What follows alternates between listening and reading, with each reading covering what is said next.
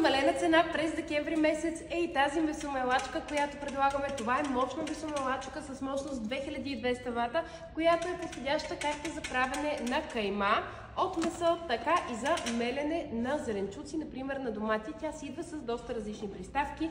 Идва си с 3 приставки пластмасови за наденички, такава пълначка и още двечки. И си идва с 2 метални приставки за мелене на кайма. Нека ви ги покажа отблизо. Идва си с такава с по-ситни дупки и с такава с по-едри дупки. Месомелачката, както ви казах, е перфектна както за месо, така и за зеленчуци. Отгоре си идва и с такъв инструмент, който е за натъпване, а отпред всички метални елементи са изработени от висококачествена нераждаема стомана.